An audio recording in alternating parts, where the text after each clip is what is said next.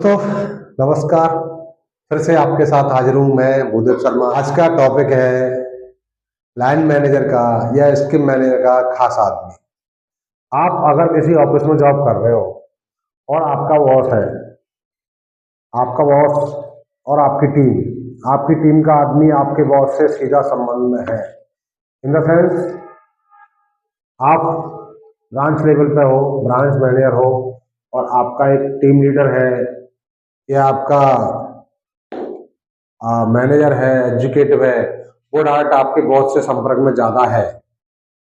या आपका भी कोई ऐसा है कि आप एक अपने रिपोर्टिंग ऑफिसर को छोड़ के तीसरे आदमी को बात करते हो या नीचे वाले से बात करते हो, तो वहां पे ना ऐसा लगता है बॉस लोगों को कि मेरा बहुत अच्छी पकड़ है फील्ड में, या मेरी बहुत अच्छी पकड़ है ब्रांचों में, ऑफिसों में, मेरे लोग बहुत कनेक्ट है मेरे से। नहीं, ऐसा नहीं है। ये गलतफहमी है। ये गलतफहमी है क्योंकि अगर लाइन मैनेजर या स्किम मैनेजर, एक रिपोर्टिंग मैनेजर होता है, रिपोर्टिंग मैनेजर का होता है स्किम मैनेजर।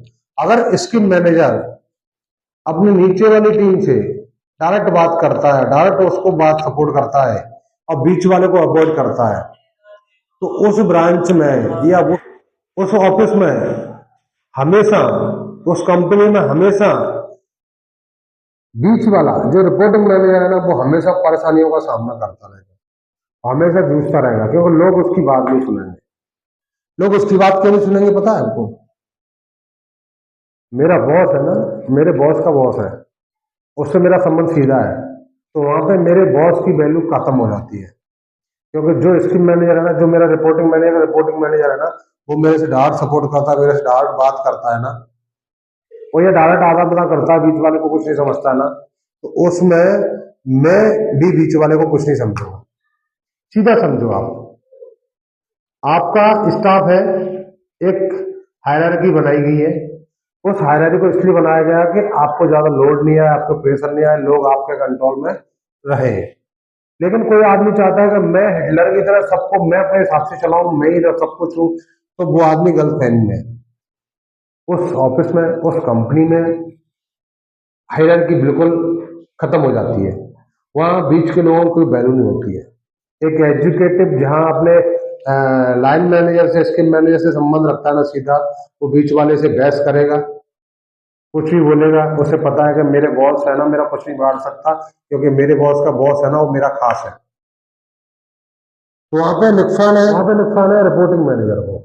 वो समस्या झेलता है, हर तरह की समस्या होती है।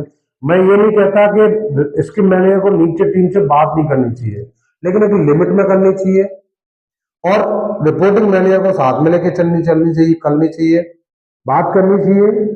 रिपोर्टिंग मैनेजर को साथ में लेके करनी चाहिए। अगर रिपोर्टिंग मैनेजर की कुछ शिकायत है तो उस पर एक्शन भी लेना चाहिए, मैं सहमत हूं।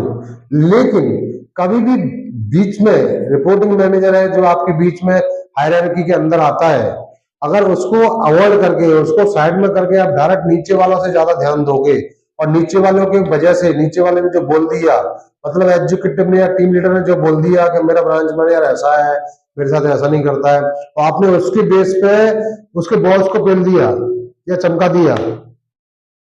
डाउन लाइन के अनुसार, अगर एग्जीक्यूटिव डिप्टी मैनेजर है या असिस्टेंट मैनेजर, उनके अनुसार अगर इसके मैनेजर ने ब्रांच मैनेजर को कुछ बोल दिया, को चमका दिया बिना उसकी बात सुने, तो ये समझ लियो बीच वाला आदमी है ना, जो ब्रांच मैनेजर है ना, जो बीच में मैनेजर, रिपोर्टिंग मैनेजर है ना, उसकी वैल्यू वहां खत्म हो गई।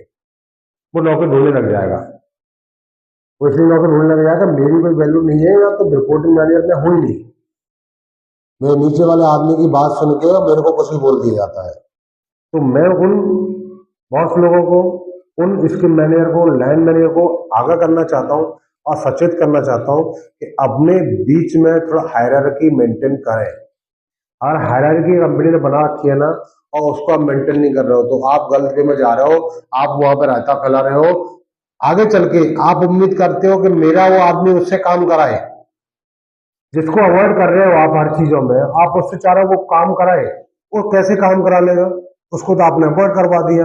आप तो डायरेक्ट नीचे वाले लोगों की बात सुनो, ब्रांच मैनेजर है, उसको वैल्यू दो।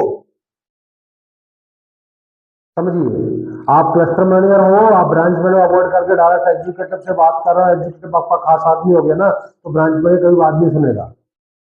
फिर आपको ब्रांच मैनेजर से वो मेरा काम करवा देगा तो नहीं करवा पाएगा, वो काम भी फिर आपको ही करवाना पड़ेगा।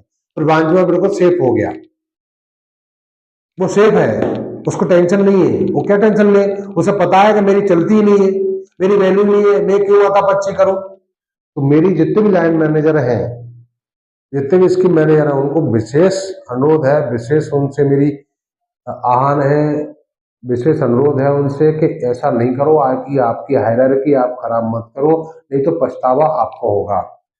आप वन मैन आर्मी मत बनो, सब चीजें आप नहीं कर सकते हो। कुछ जिसका काम है रिपोर्टिंग मैनेजर है ना, उसको भी अपना काम करने दो, अन्यथा उसकी वैल्यू खत्म हो जाएगी, लोग डायरेक्ट आपसे कनेक्ट होंगे, तो फिर आपको ही सब करना पड़ेगा, उसकी कोई सुनेगा भी नहीं। फिर आपकी सुनेंगे तो फिर आपके हिसाब से ही काम चलेगा, वो चिल्लाता रहेगा, कुछ नहीं होगा उससे।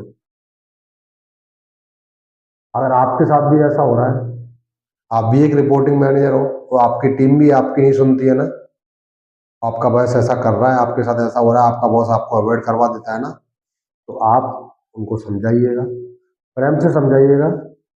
ऐसा कोई वो नहीं है कि बहस करने लग जाओ, उनका हो सकता है बुरा लग जाएगा, कि सच हमेशा कड़वा होता है तो लोगों को सच थोड़ा बुरा लग सकता है, नहीं मानता हूँ, पर आपका मुद्दा रखना आपका काम है, हमारा परम अधिकार है।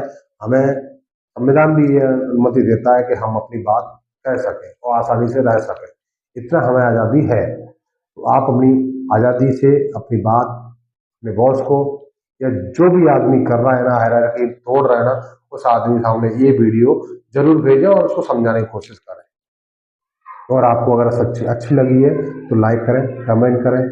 आपको लगता है कि इसमें और कुछ ऐड होना चाहिए तो कृपया कमेंट करके बताइएगा। थैंक यू, धन्यवाद।